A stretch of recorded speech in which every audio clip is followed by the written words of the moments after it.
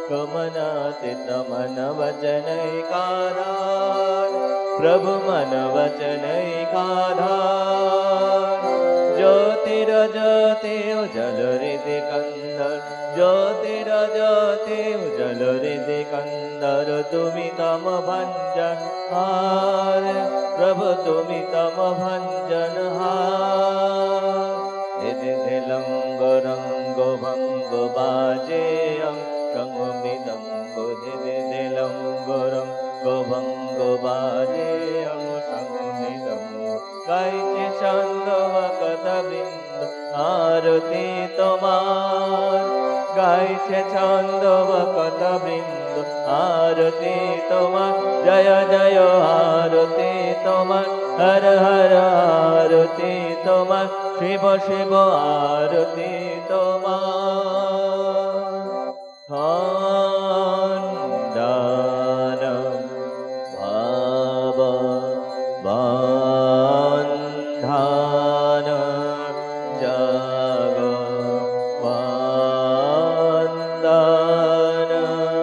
বন্দে তোমায়।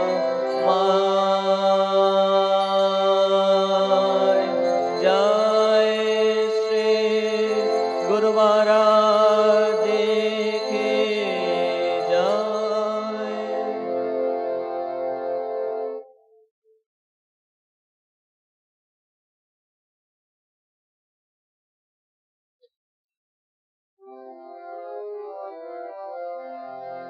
ॐ ह्रीं ऋतं तमोचलो गुणजित् गुणेभ्यः नाक्तां देवां सकरुणां तव पादपद्मं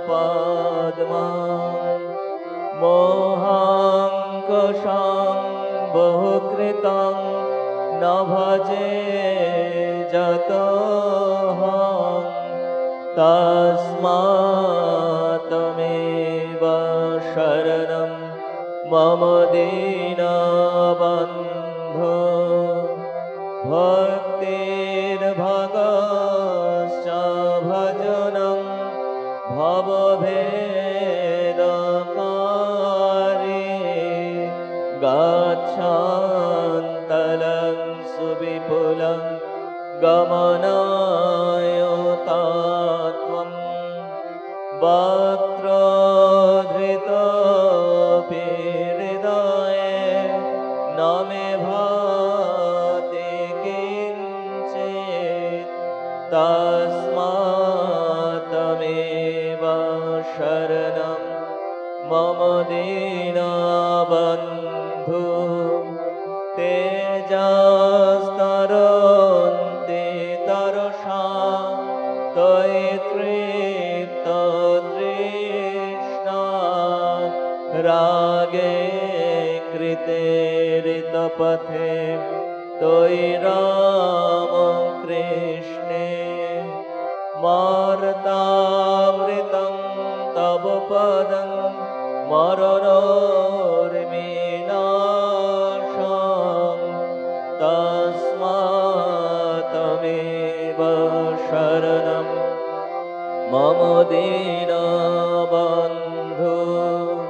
कृत्यं करोति कलुषं कुहकान्तकारे स्नान्तं शिवं सुविमलं तव नामो नाथ। यस्मादहं त्वशरणो जगदेकगम्य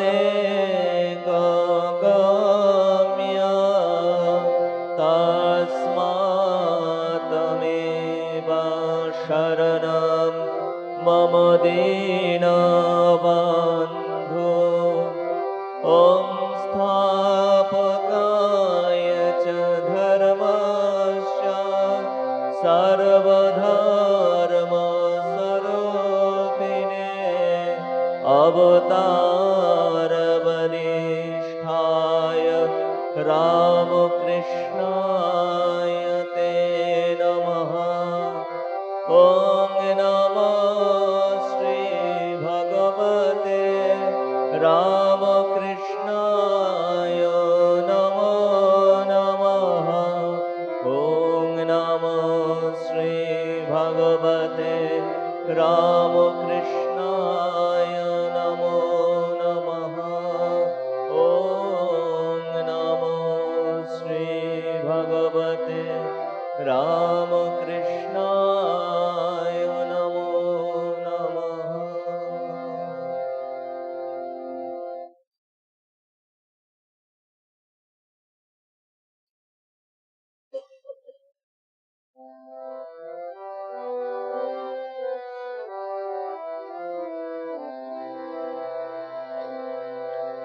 ॐ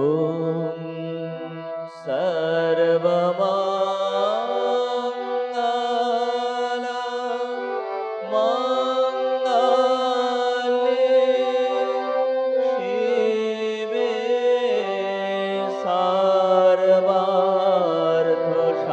सर्वार्थसाधिके शरण्ये त्र्यम्बके गौरी नारायणी नमोस्तुते सृष्टिस्थिति विनाशाना शक्ति भूते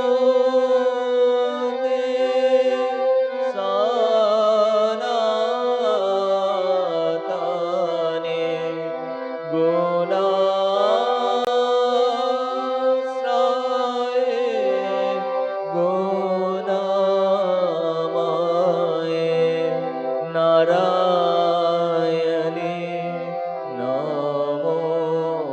नमोस्तुते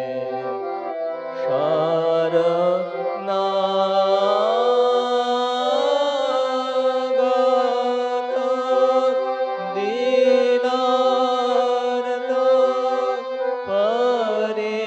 परित्राण परायणे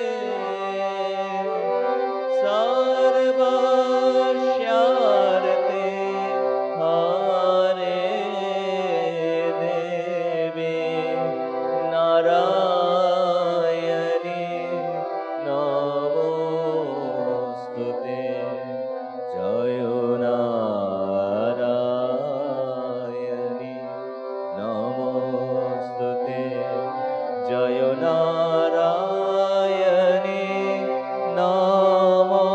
नमोस्तुते जय नारायणी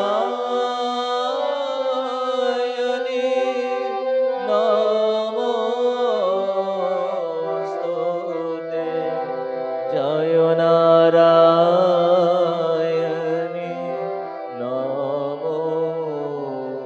नमोस्तुते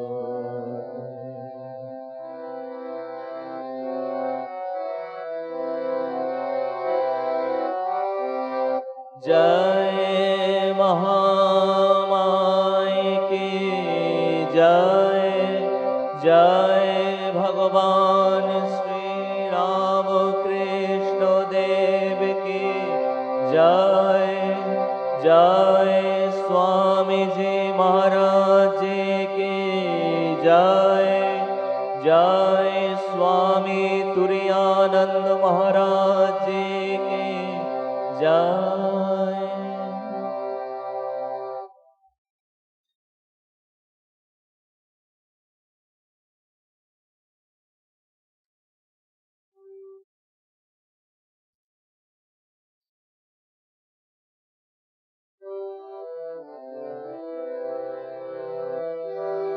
सफाशद श्री रामकृष्ण स्तोत्रम सर्वधर्म स्थापकस्त्वं सर्वधर्म स्वरूपक सर्वधर्म स्थापकस्त्वं सर्वधर्म स्वरूपक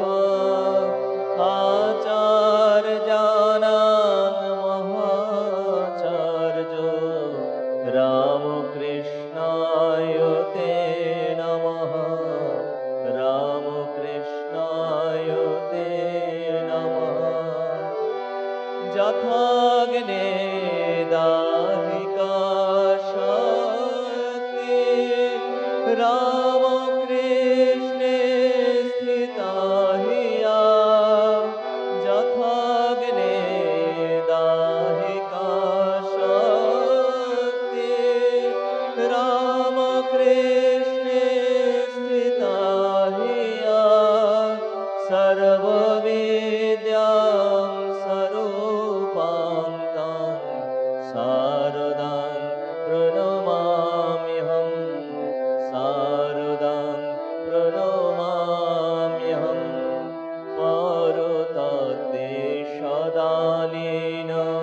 राम कृष्ण समा गया परतते सदा लीनो राम कृष्ण समा गया जो धर्म स्थापन रतो वीरेशं तं नमाम्यहम् वीरेशं तं नमाम्यहम् कालिन्दे फुल्लकमले माधवेन क्रीडारता कालिन्दे फुल्लकमले माधवेन क्रीडारता ब्रह्मानन्द नमोस्तुभ्यं सद्गुरु लोकनायक सद्गुरु लोकनायक जोगानन्द प्रेमानन्द चान्नैवये च पार्षदा जोगानन्द प्रेमानन्द चान्नैवये च पार्षदा रामकृष्ण गत प्राणा सर्वान् स्वां प्रणमाम्यहम् सर्वान् स्वां प्रणमाम्यहम् सर्वान् Swan प्रणमाम्यहम्. Today, holy auspicious occasion of Bhakti Pujo of Swami Turiyananda Ji Maharaj. Now, Swami Dhanathananda Ji Maharaj will speak live and teaching on Swami Turiyananda Ji.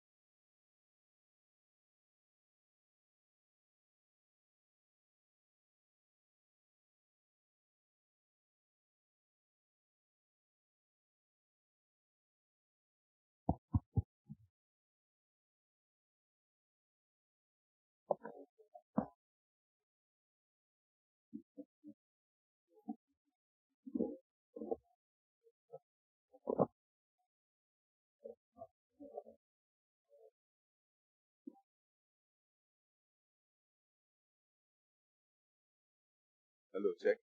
Hello, check.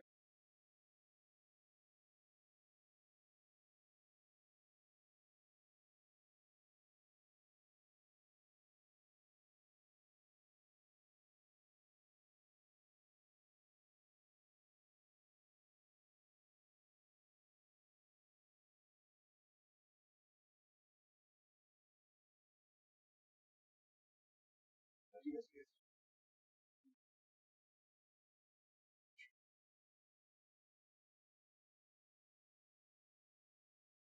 Hello, check.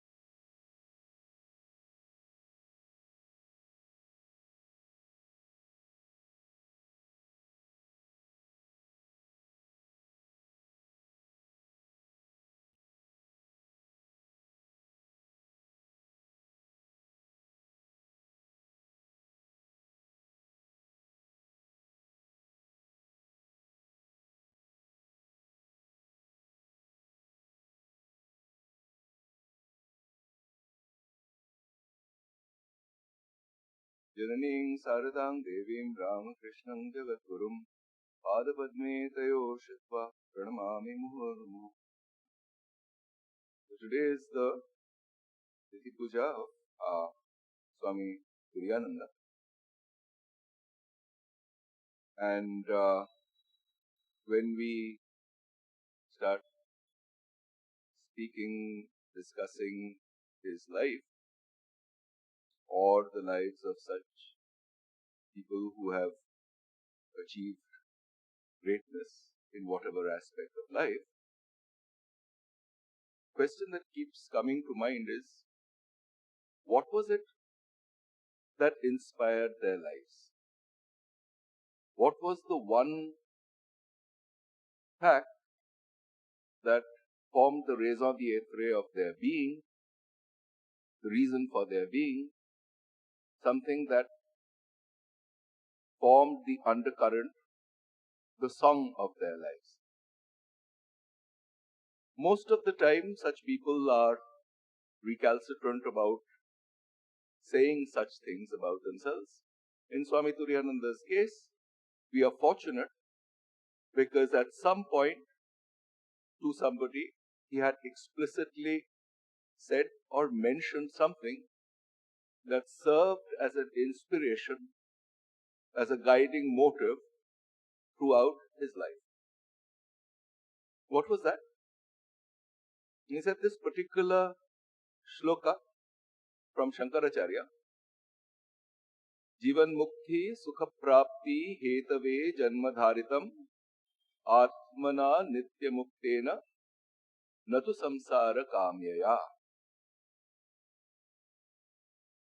This particular shloka, what does it mean? His response, let's first say what Turiyanandaji's response was to this. Once he read it, he said that I understood that the aim and end of my human birth is the joy of freedom while living. Jivan Mukti Sukha Prapti Hetave Janmadharitam. That means exactly this. The aim and end of human birth is the joy of freedom while living. We'll expand on it a little later, but let's at least try to understand it literally.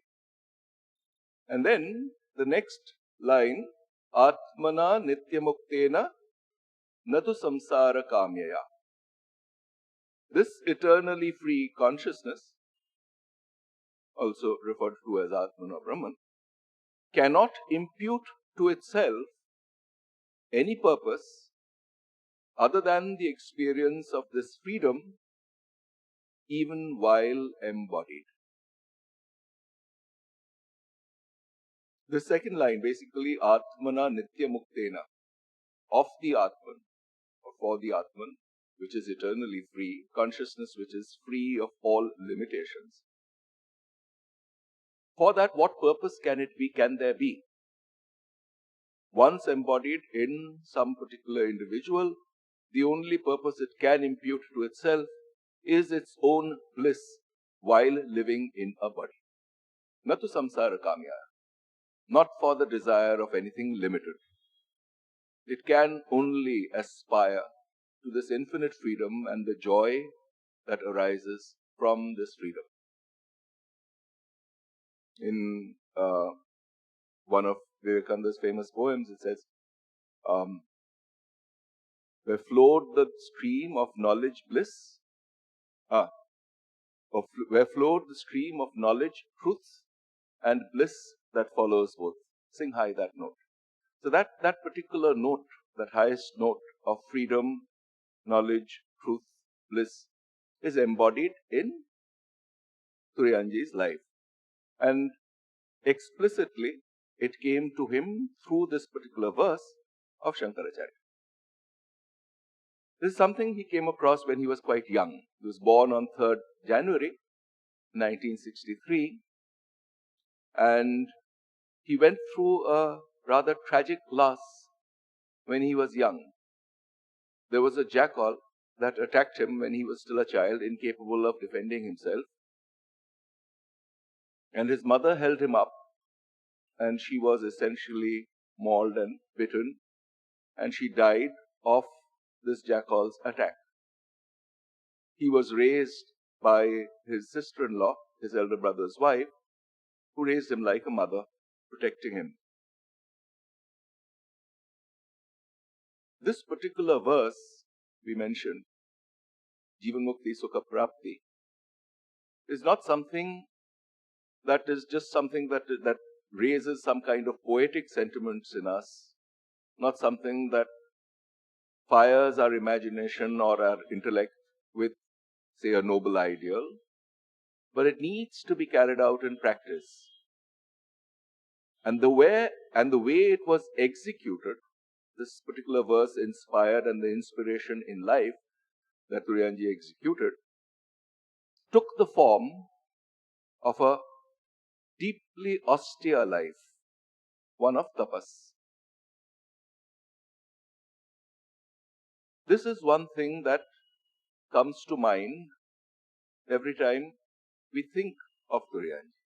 Life of tapasya, life of austerity, and a consequent fearlessness. These are the hallmarks of freedom. If there is nothing one craves and nothing that one has which can be taken away by another, immediate consequence is absence of fear. Absence of fear and insecurity. We'll start with a very simple example from when he was a student. He was a student in this college called General Assembly, where the Bible used to be taught. And most of the time, there were no other students in that class. But Hari Maharaj, as he was known, used to systematically attend these classes with great reverence. Found no contradiction between that and his own tremendous nishtha or dedication to his own personal practices. Why? Because his own convictions were not threatened in any way by these convictions of something which belonged to another religion. This is at a level of ideas that he did not, there was no contradiction he felt, no threat he felt. But in our understanding, our reading of his life, we see this fearlessness, this utter absence of insecurity, displayed in various ways which are very physically tangible. Which brings us to one of the rites that he used to follow. It was sort of a self-imposed discipline. He used to wake up late at night, in the early morning before it had dawned, and he would go to the Ganga to take a dip. He did not have a watch of his own, so sometimes he used to get up very early, long before daybreak, and go off to the Ganga to take a dip. Once while he was taking a bath there was something that looked like a lump of hay or something floating towards him. And from the shore, there were still some people there who shouted, "Oh, that's a crocodile, that's a crocodile." Instinctively, he felt this recoiling and was about to come out of the river when he thought to himself, "Look, I practice Vedanta where I keep saying to myself, Brahman alone is real and this Jagat is false. Brahma Satya Jagat Mithya. This is what I say to myself. Why then am I trying to protect this body which I know to be Mithya, not the truth?" And his mind calmed down and he continued bathing. The crocodile swam away, perhaps due to some disturbance in the water. And Harinath Chattopadhyay, as he was called then, continued, finished his bath, came back. But this fearlessness in the face of imminent physical threat lived with him throughout his life. He took sannyasa in 1887 at Baranagar,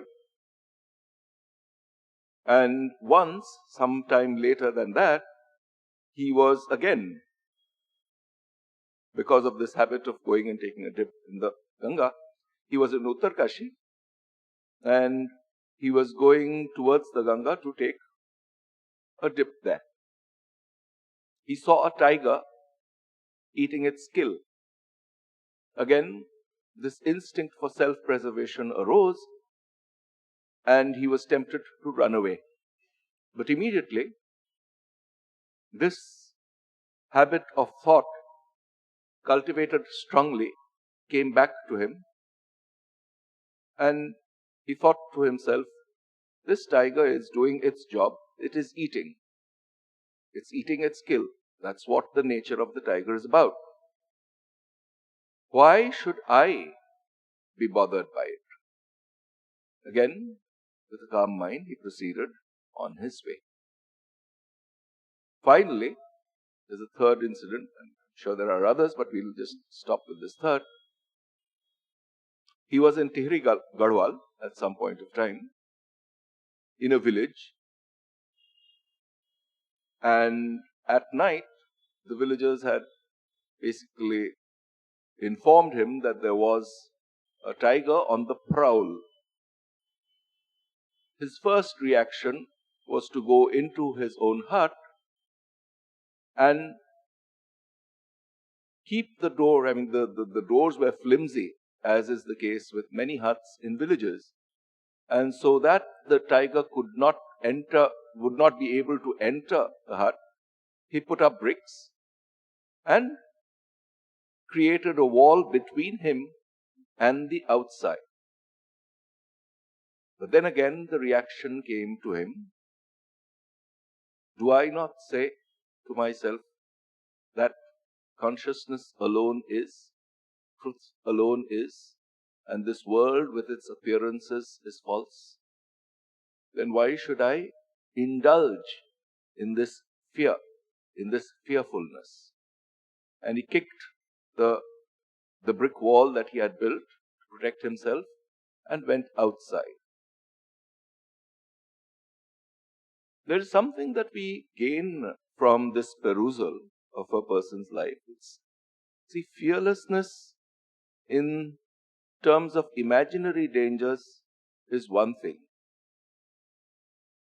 But how do we react where there's a very tangible, very real in the sense of our instincts, where there is some danger that threatens us, that poses something which might give rise to a destruction of the body?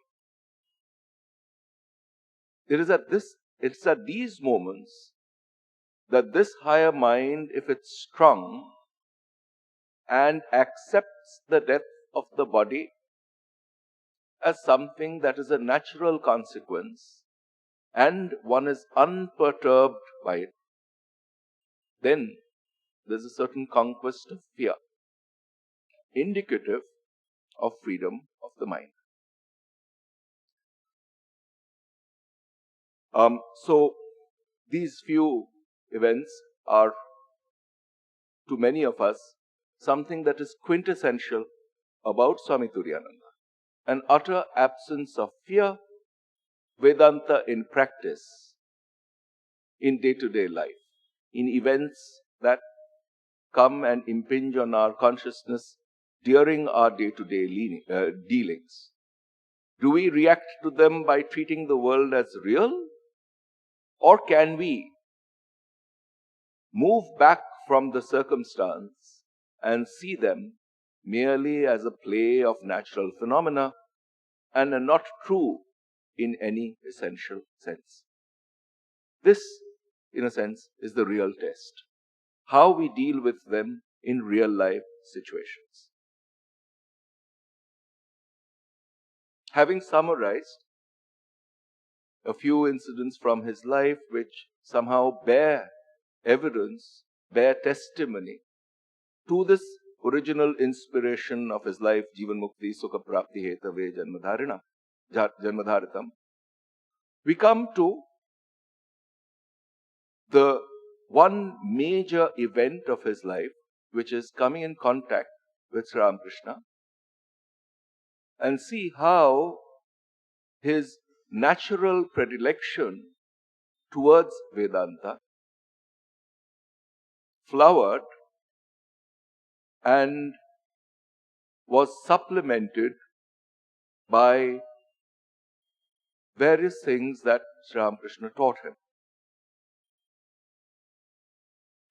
He saw Sri Ramakrishna first around 1877 or thereabouts in the house of Dinanath Basu, where Ramakrishna was singing, and subsequently for the next 2 or 3 years he did not meet Ramakrishna. He was practicing his Vedanta Vichara at home. Then he started visiting Ramakrishna again, and then there were a few days where he was not coming to Dakshineshwar, where Ramakrishna was residing, and Ramakrishna asked one of Hari's friends, one of Harinath's friends, what's happened to him? He has not come here for a number of days. And the response he got was that, well, he's really busy at his home studying these Vedantic texts and practicing his vichara and meditation. So he perhaps has thought that this would be a waste of time to be here, so he has not been coming here. Ramakrishna did not respond to that. The next time Harinath turned up in Dakshineshwar, Ramakrishna told him, so what have you been doing? What have you been practicing? And he says that I was studying these Vedantic texts and practicing this vichara, Brahma Satya Jagat Mithya. He said that I was practicing various analysis and vichara. To which Ramakrishna responds, but the essence of all of Vedanta is this, is it not? That Brahma Satya Jagat Mithya. And which means, roughly, that consciousness is alone real.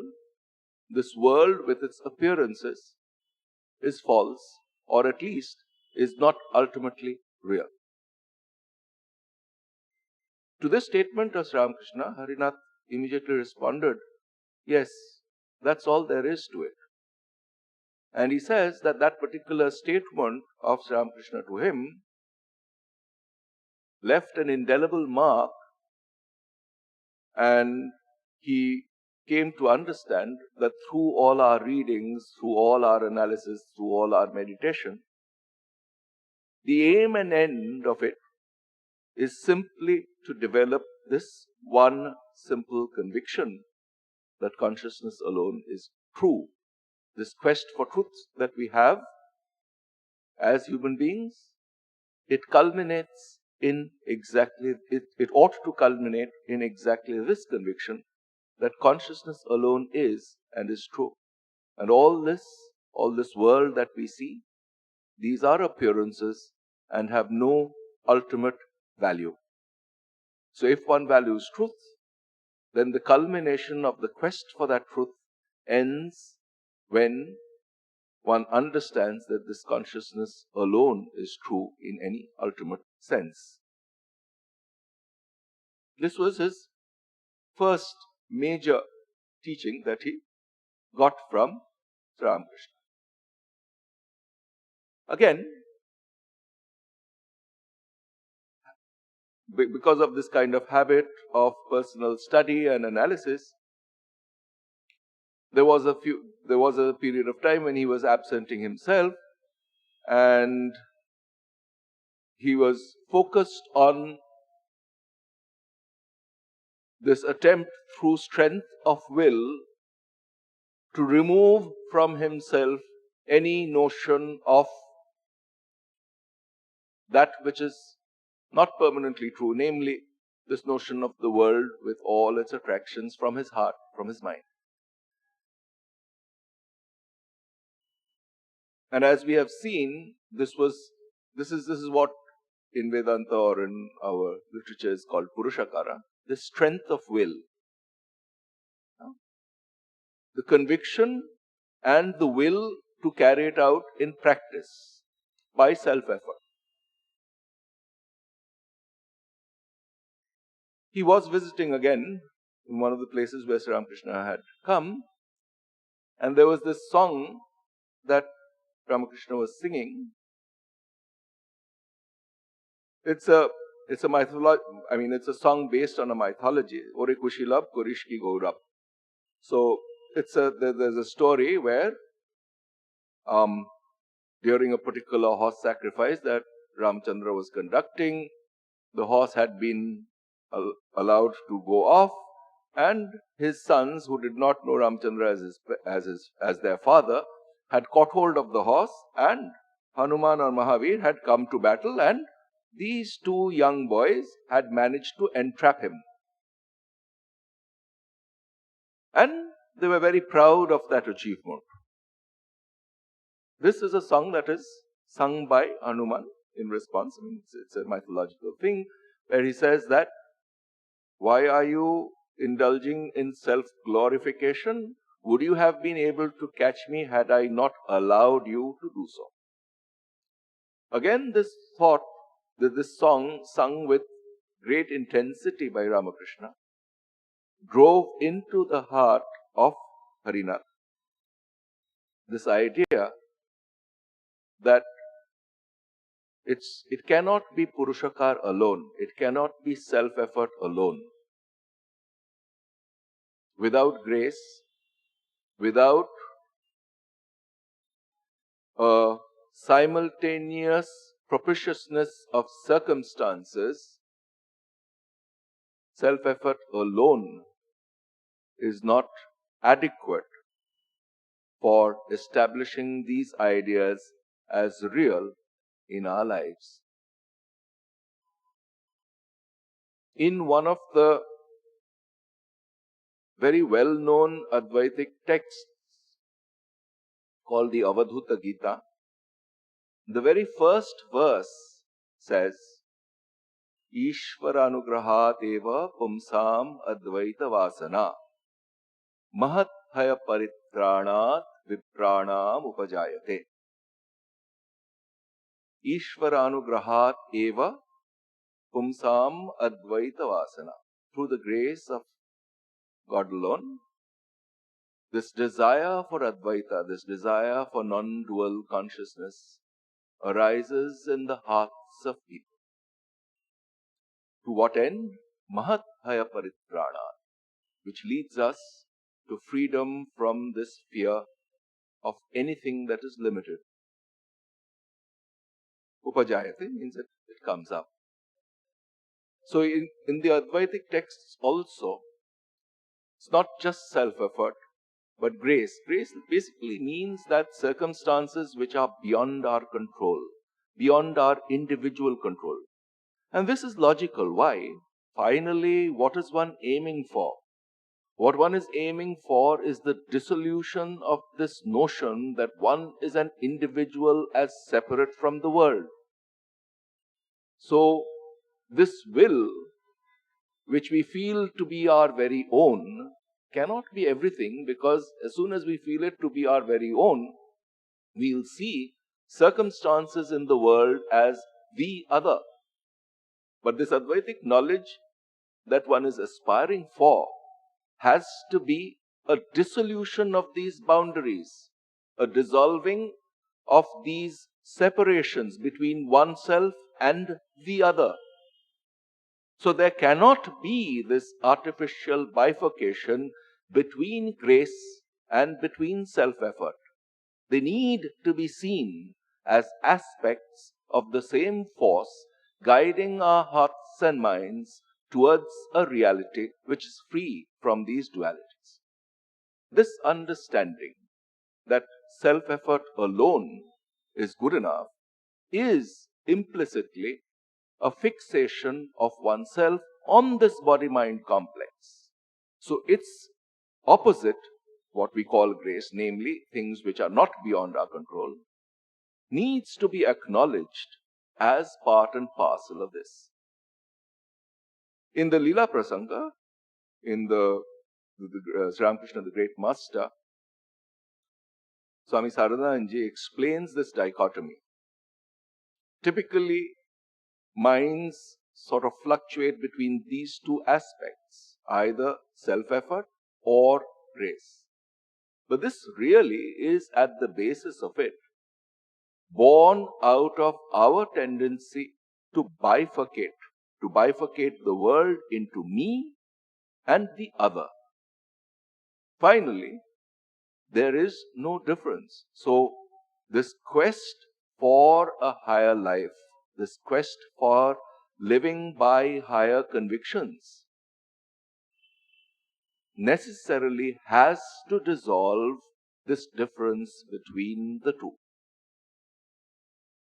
For instance, in the path of devotion or bhakti, what one emphasizes is self-surrender. In the path of knowledge, what one emphasizes is vairagya. But are these two really that different? What is common as a psychological fact? It is essentially the giving up of the lower self. That's all that is involved. The idea that leads to this empirical effect might be, depending on the mind, I don't need this vairagya or surrender to a personal God. But the net effect is this freeing of the will from something limited in the world. So what in the path of jnana is called vairagya and what in the path of bhakti is called self-surrender, there isn't really that much of a difference. It's explained in some detail in Sharat Maharaj's, in Sharadanji's Leela Prasanga.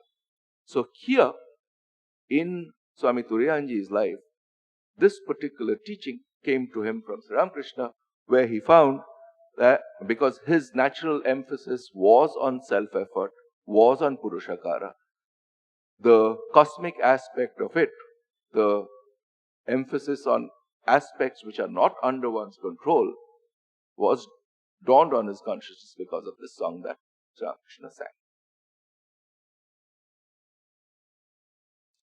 Finally, okay, there are a couple of other things that Ramakrishna taught him. Once I think he asked him, how does one get rid of desires and passions? And Ramakrishna's response to him was that, why would you want to get rid of them? Just give them a higher turn. In other words, there is a traditional method which essentially treats these desires and passions as something negative, and one tries to kill them off in oneself. Very often, these lead to suppression.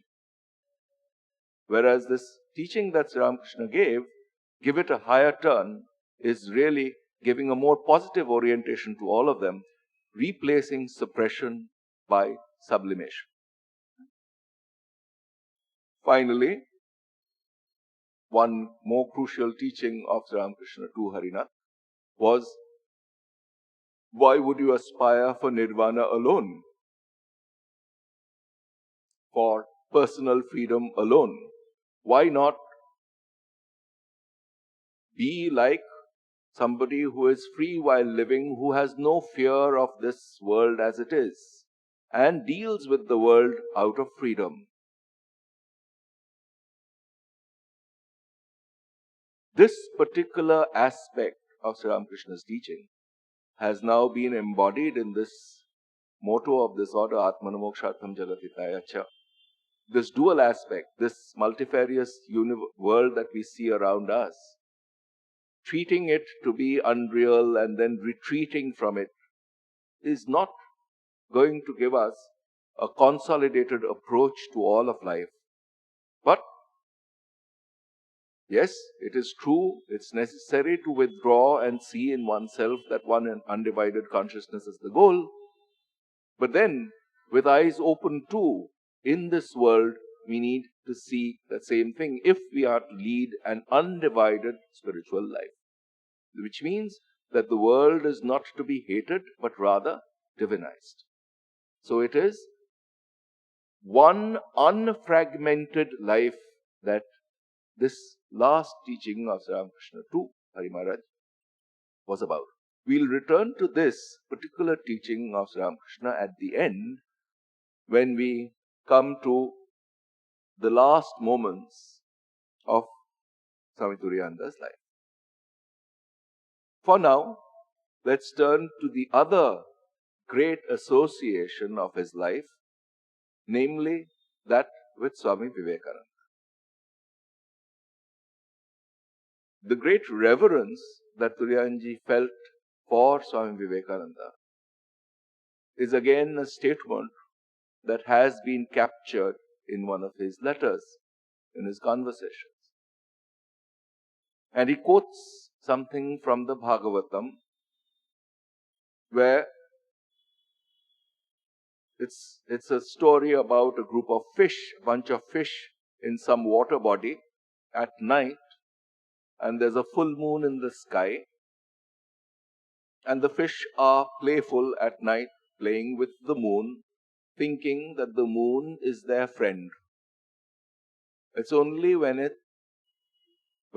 this moon sets and the moon vanishes that the fish realize that the moon is something qualitatively of a far superior nature. Swami Turiyananda used to quote this, or he had quoted this, and said that when Swami Vivekananda was in our midst, we thought of him as a friend, maybe somebody who had greater spiritual attainments, but a friend above everything else. It's only after he has left us, after he has left his physical frame, after he has died, that we realize how much greater he was. He was of a different order, a person not just of degrees different from us, but qualitatively different, like the fish and the moon. This love for Swami Vivekananda is something that had been the primary cause for Swami Turiyananda to agree to go to the West, to the United States. During his second trip to the West, just before that, Vivekananda had asked Swami Turiyananda a couple of times before, but Turiyananji had refused, saying that, look, I want to lead a life of exclusive tapas, life of austerity. But this last time, Swamiji told him that, look, I am shedding my life by blood drop by drop, and are you only going to look at it from the sidelines, so to speak? There was this plaintive appeal in Swamiji's statement, which melted whatever resistance Swami Turiyananda might have had, and he agreed to go with Swamiji to the United States. They were in New York, and at some point, Swamiji told him that, look, I don't have any money left anymore, you have to take care of yourself.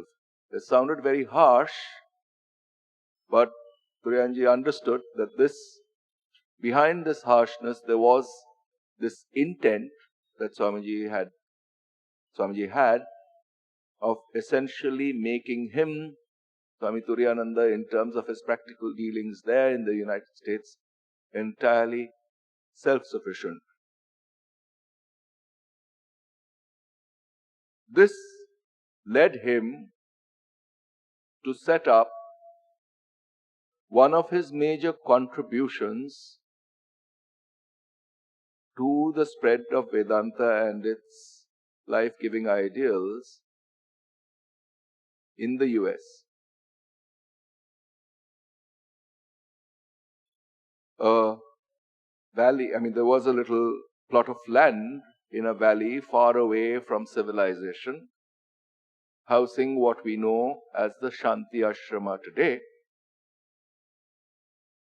which one of the devotees donated and invited Swami Turiyananda over. This was in California, and he went along and he came there with a bunch of young people and found that there was nothing. There was just one little shack, and there was no water. Water had to be obtained from a few miles away. And it was rather cold in winter and rather hot in summer. His first reaction was, where have I come? How can... It was not for himself that he was thinking. There were all these young people who were basically raised in luxury, or at least in some kind of basic comfort, for whom it would be impossible to survive in these harsh conditions. A young woman basically said, but Swami, you've forgotten the mother. Mother is going to help us.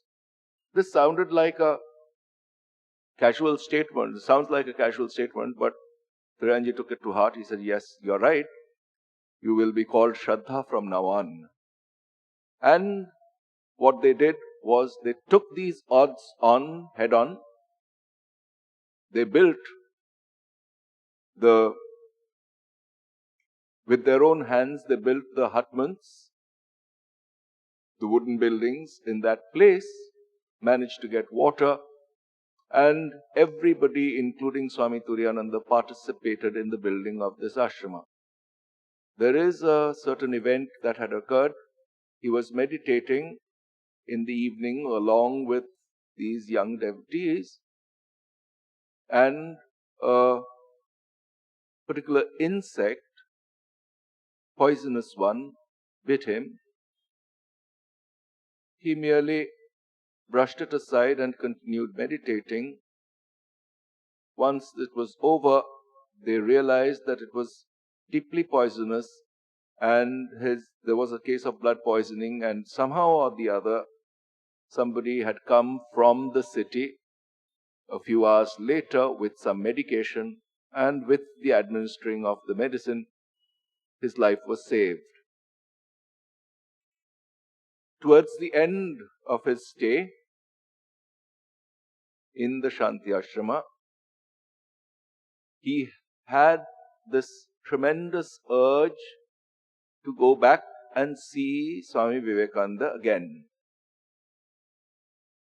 Somehow he felt that this was against some divine providence, but nevertheless he decided to go back. On the way back, at the port of Rangoon, he read in a newspaper that Swami Vivekananda has just passed away, 4th of July, 1902. And with it, his motivation for work, for Swamiji's work, virtually left him in an instant. He had brought with him various things that he wanted as presents, particularly for Swamiji. And while entering the Ganga at the confluence of the Ganga with the Bay of Bengal, he threw all of it, all of these gifts he had brought, into the river. The ship finally reached Calcutta. He went to Belur Mutt, our headquarters. At about the time that when he was just about to enter through the gates, this feeling of utter dispassion came over him. He said, see, I had gone abroad did all this for Swamiji, but Swamiji is no more. Swami Vivekananda is no more. For whom shall I enter this mutt again? And he was about to turn back.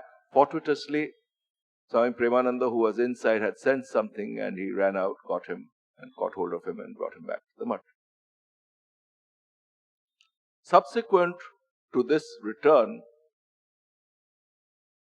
we find Swami Turiyananda back in his default state of austerities and tapas. But even in the midst of all this, remember that this was a time where the freedom struggle, where India's freedom struggle for political freedom was in full pace and developing momentum. Swami Turiyananda was staying at the Udbodhan at some point of time. He was not yet old, he was approaching middle age. And revolutionaries used to come and get inspiration from him. Subsequently, after going to Benares, he used to say that this love of country, this patriotic fervor of Swami Vivekananda has been working through Gandhiji's life and his non-violent freedom struggle. He used to also comment on Chittaranjan Das's love for country. C.R. Das was called Deshbandhu by people. So you'll see that in and through all this, the particular mode of struggle was not important. But what was important was this love of country, be it in a revolutionary, be it through Gandhiji's non-violent means. This was what was of essence. Let's come to the last few days. I had mentioned that this particular teaching that he had received from Sri Ramakrishna at the very beginning fructified throughout his life. It took this form. On the one hand, these two aspects in his life. One, essentially ruling out the world as something that has no ultimate truths and withdrawing from it. On the one hand. Two, on the other, accepting the world as world in this form and being of service to it. These are twin aspects of this undivided consciousness, but voiced in slightly different languages. On the one hand, you have these Mahavakyas from the Upanishads, things that say, the statements like Aham Brahmasmi, Tattvamasi. On the other, there is this one particular statement from the Chandogya, which says Sarvam Khalu Idam Brahma. Sarvam Khalu Idam Brahma. Tat Jalaniti Shanta Upasita. Sarvam Khalu Idam Brahma. It's these two taken simultaneously that form the essential core of the lives of not just Turiyanji, but essentially all the direct disciples. There's two aspects. On the one, consciousness alone is. On the other, the relation to the world is that of facing divinity and of service. But in Turiyanji's life, the thing that catches our imagination is probably the first one to a greater extent. Not just during his last few days at Kashi in Varanasi, but even before that, once he was in Puri and there was behind his ear a a kind of a boil which had poison, and he was suffering from diabetes, so there was some blood poisoning. So an operation had to be done. I mean, he had to be put under the scalpel. He refused to take chloroform and basically told the doctor that he was going to withdraw his mind and you could operate on him in a fully conscious state.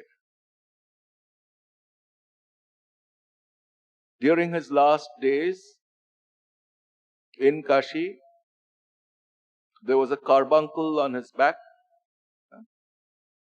and again, very similar kind of blood poisoning, and he had to be subjected to surgery.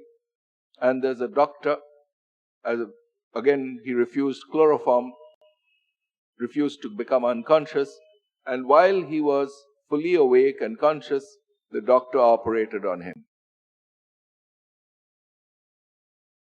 Now, what kind of a mind do such people possess is reflected not just in this, but on a subsequent day, the doctor came along, removed the bandage and saw that there was a little bit of flesh still hanging which had not been surgered off, which had not been removed.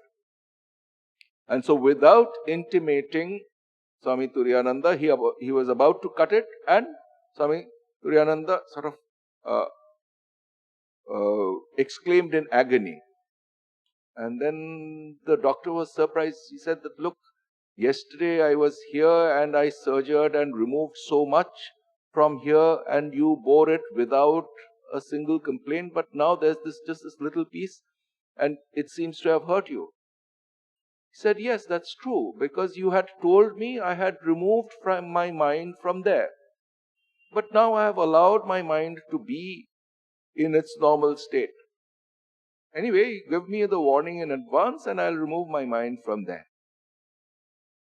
See, this is something which has evidence or is accounted for both in the Yoga Sutras, where it's called pratyahara, the capacity to withdraw one's mind from externals, particularly from one's body. And when asked about this is the yoga aspect of it. The other aspect is something that Turiyanji himself explained, and he used to quote. He quoted this passage from the Gita, Yasmin sthito na dukkhena gurunapi vichalyate. Situated in which state the mind does not get perturbed by sources of great pain and sorrow. And then he would say, see, this is the place where Bhashyakar means Shankaracharya, elaborates by saying, Shastra sampata janitena api dukkhena na vichalyate.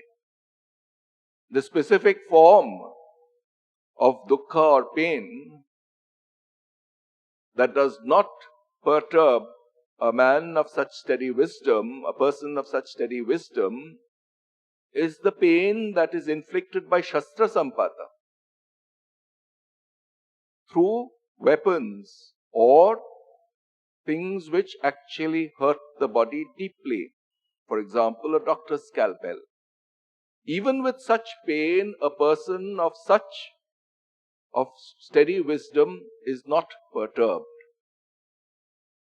So on the one hand, the yogic practice of pratyahara, of withdrawing the mind, but here it's something more, where the wisdom has become so steady that at will the person can withdraw his mind from the source of considerable pain, physical pain.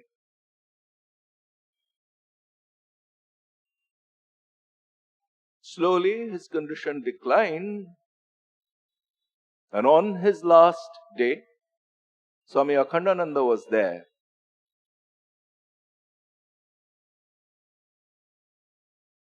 And seeing that his time was coming, he had basically predicted that, look, there are just a few days left now.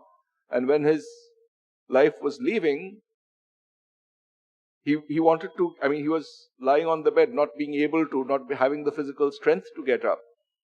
So Swami Akhandananda read out from the Taittiriya Upanishad, Satyam Jnanam Anantam Brahma. This all-pervasive consciousness is true and infinite. Turiyanji repeated it after him, Satyam Jnanam Anantam Brahma. And then he says, Brahma Satya, Jagat Satya, Satye Prana Pratishtita. This world, Brahman is real, this world is real, this prana, this life, finds its truth, its pratishtha, its substratum in this truth. Referring back to this that he had learnt from Sri Ramakrishna, that consciousness is true, Brahman alone is real. But then, even at the point of death, when this body is leaving, when this body is going to be thrown away, even then he finds in this world, this whole world is permeated in our usual, in the way we look at it usually as something to be coveted, as something to be interacted with for some personal gain or loss. It is not consciousness. But when a person of steady wisdom looks at it, he can withdraw his mind from it at will. He can also, with equal freedom, apply his mind to this world and see consciousness pervading all through in this manifestation.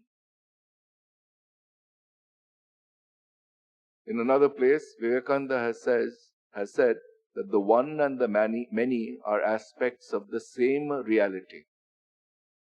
This is basically the juxtaposing of these two Mahavakyas of the Upanishads. On the one hand, Aham Brahmasmi, the essence of one's own existence is consciousness alone. On the one hand. Two, Sarvam Khalu Idam Brahma, this universe that we see around us is consciousness alone.